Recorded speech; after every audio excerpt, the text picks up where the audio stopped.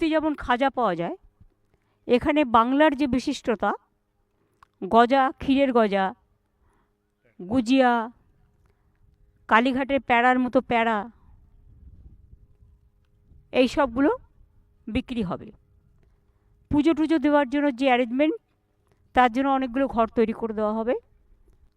মার্বেলের মূর্তি অলরেডি তৈরি হয়ে গেছে, জগন্নাথ, বলরাম, সুভদ্রা।